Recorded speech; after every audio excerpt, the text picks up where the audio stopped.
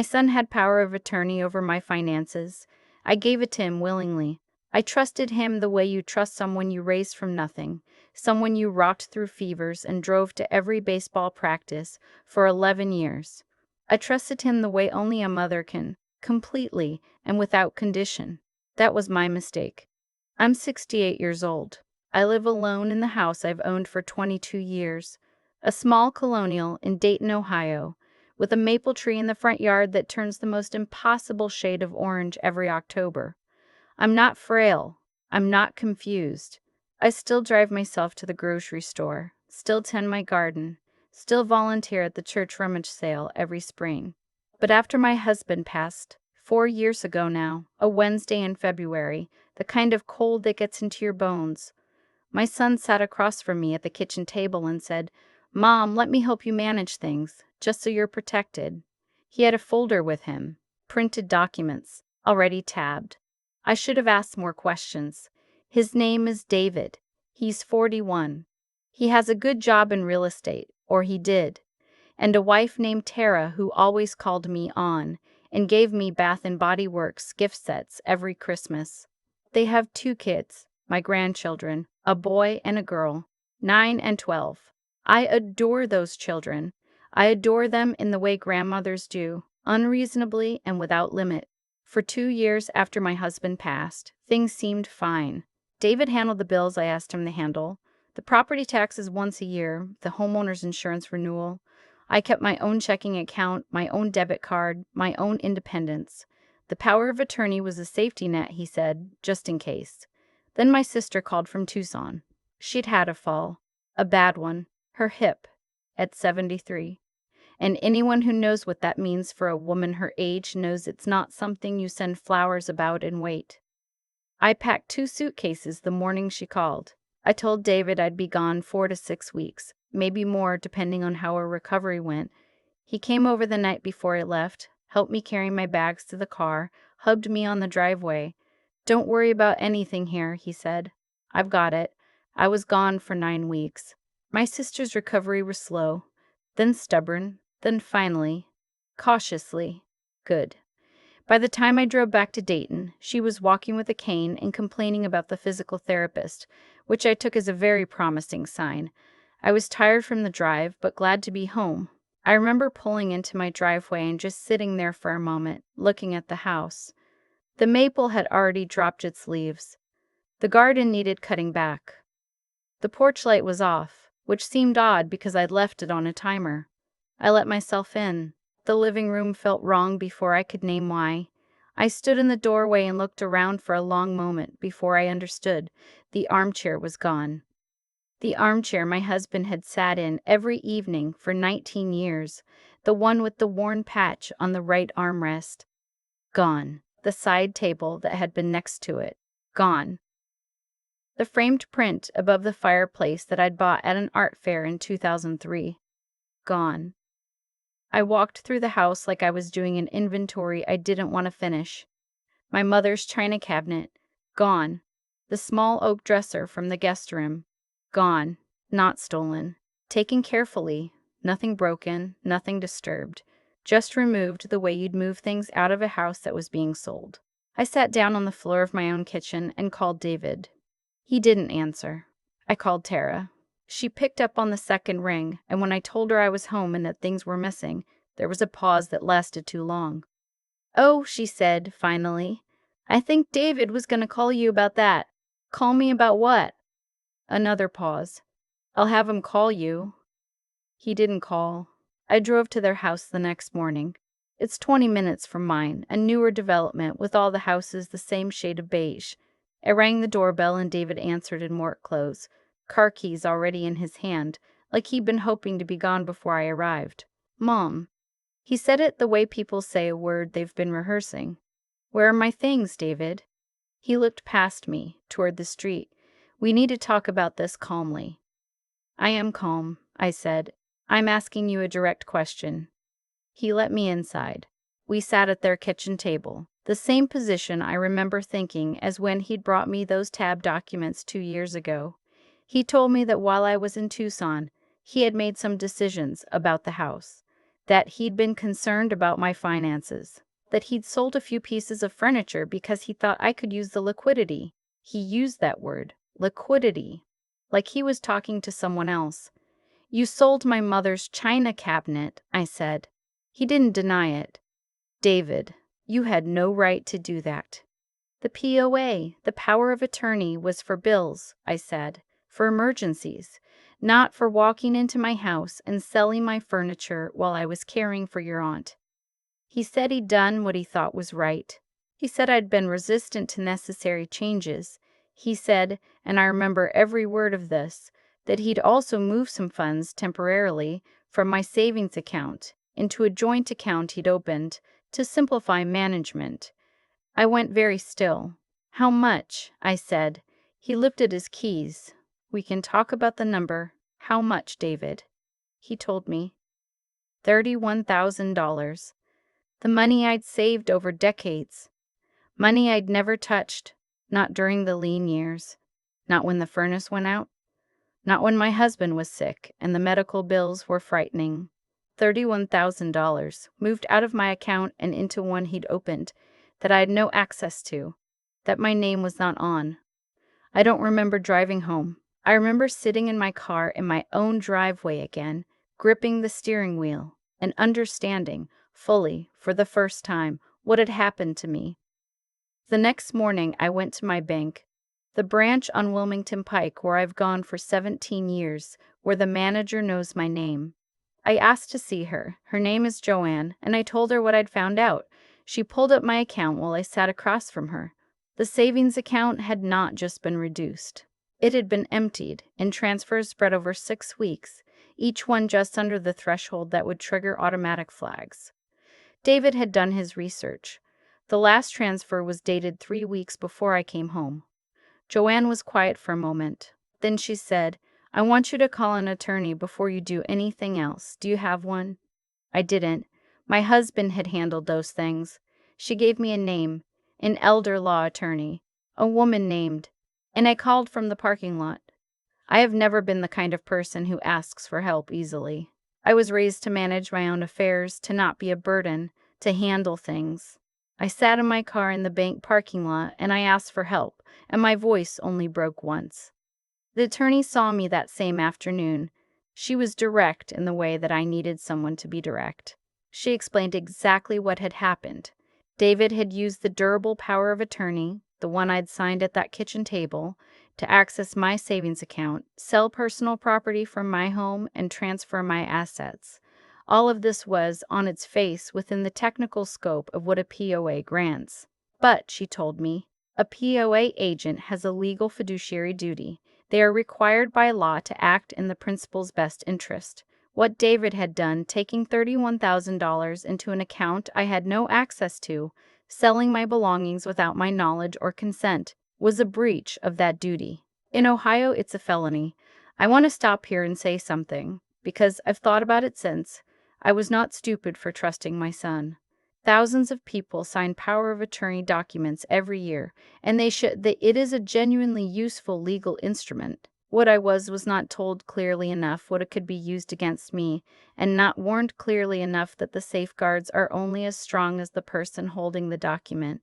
If you have given someone power over your finances and you haven't read it carefully, please do that today, before anything else. The attorney helped me file a police report. This was harder than I expected, not logistically, but emotionally. There is something deeply disorienting about sitting across from a detective and giving your own son's name as the suspect. I kept thinking about baseball practice. I kept thinking about the nights I sat next to his bed when he had ear infections, when he was 4 years old and the only thing that helped was for me to stay. I filed the report. The detective assigned to my case was thorough. She subpoenaed David's bank records. What she found was worse than I'd expected. The $31,000 had not been sitting untouched in that joint account. $14,000 of it had already been spent. Tara's credit card, I learned later, though I didn't ask for details I didn't need. The furniture David had sold from my house had gone to an estate buyer. Some pieces he hadn't sold yet. They were in his garage. The detective photographed everything. David was charged with exploitation of an elderly person and misuse of power of attorney, both felonies under Ohio law. He called me the night the charges were filed. It was the first time he'd called me since I'd come home. "Mom," he said, and his voice was different, smaller.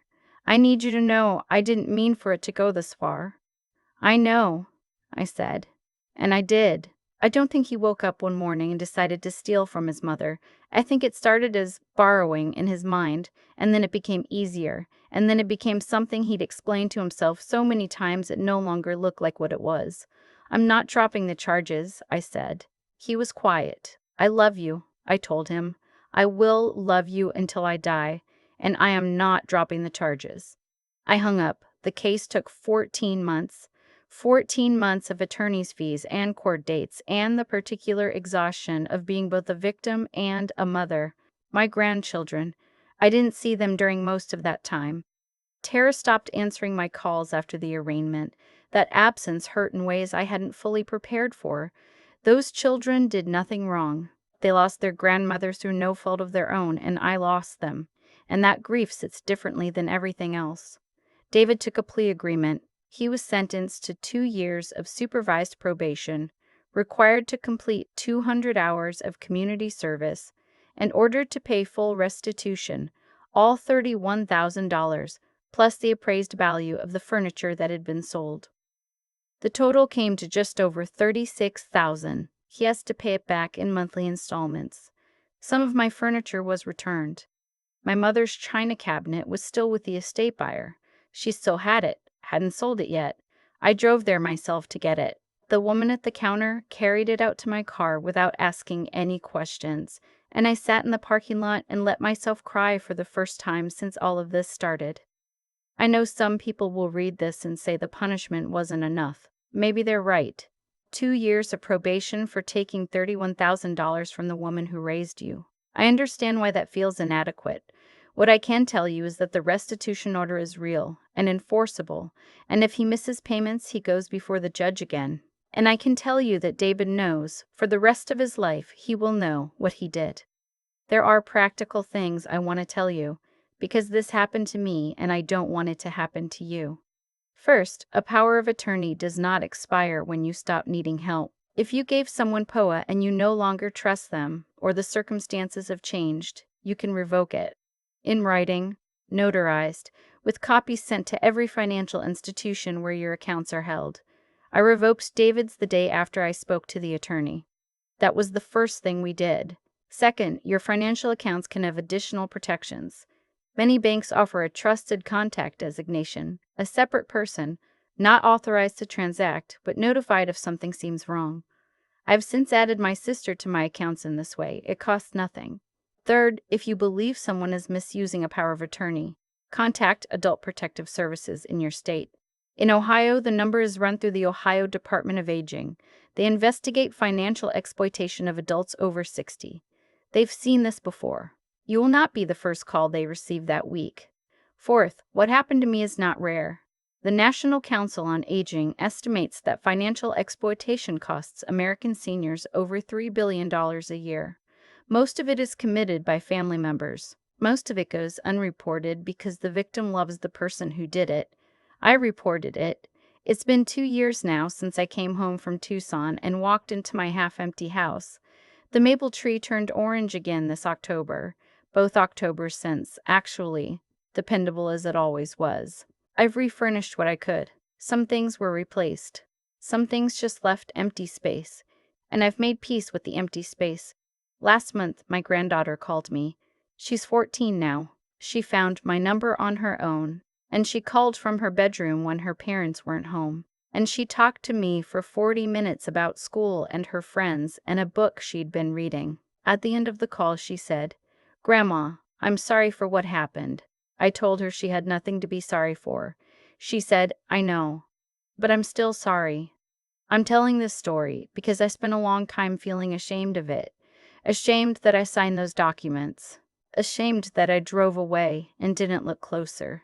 Ashamed that my own child saw me as something to be managed and mined. That shame kept me quiet for months, even after the charges were filed, even after the plea. I didn't tell my friends at church. I didn't tell my neighbor who has been bringing me tomatoes from her garden every August for 15 years. But shame protects the wrong person. What I know now, what I want you to know, is that you can love someone and still hold them accountable. You can grieve what you thought your family was and still walk into a police station. You can be a mother, completely, and still refuse to be a victim.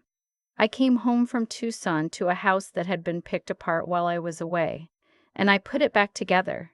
Not all of it, you never get all of it back, but enough. Enough to light the porch light again, enough to sit in my garden in the spring, enough to answer the phone when my granddaughter calls. That's what I want you to take from this. Not the horror of what my son did, though it was horrible. Not the legal details, though they matter. But this: it is possible to survive being betrayed by someone you love. It is possible to come through it with your name, your dignity, and your sense of yourself intact. I came through it, and I am still here. I've thought a lot about how things get to the point they got to with David. Not because I'm trying to excuse it, I'm not, but because I think understanding how something happens is the only way to make sure it doesn't happen again. To you, to someone you love, to anyone. What David did didn't start as a plan. I genuinely believe that.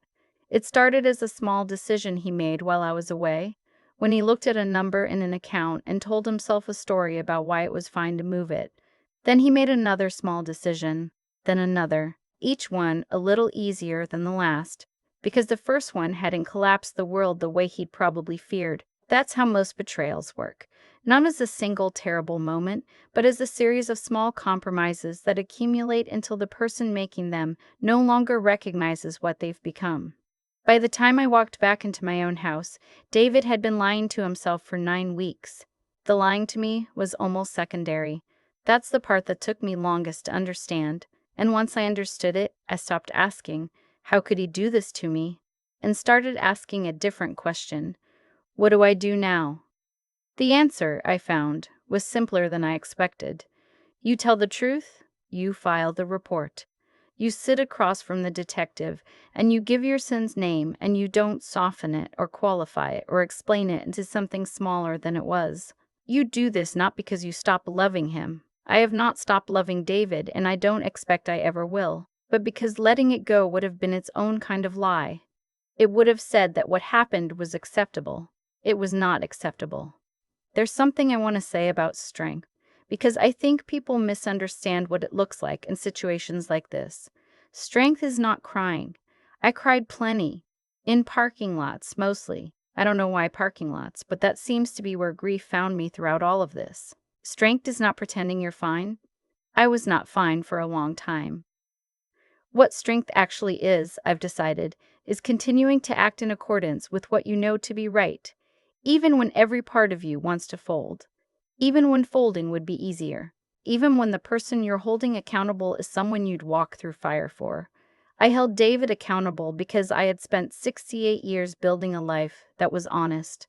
I was not going to let the last chapter of it be defined by silence. That's not strength as a performance. That's just not being willing to disappear.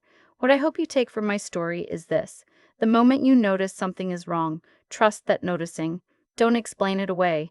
Don't give it another week. The woman who walks into a bank and says something happened to my account is not making trouble. She is protecting herself. That is not the same thing. And anyone who tries to make you feel like it is the same thing is not someone who has your interests at heart. You have the right to your own money. You have the right to your own belongings. You have the right to come home from caring for your sister and find your house exactly as you left it. These are not extraordinary things to expect. They are the baseline. And if someone has taken them from you, even someone you love, even someone you raised, you are allowed to say so out loud. You are allowed to do something about it. I came home to a house that had been hollowed out. I put it back together, slowly, imperfectly, one piece at a time. The china cabinet is back where it belongs. The porch light is on. My granddaughter calls. That's enough. It really is.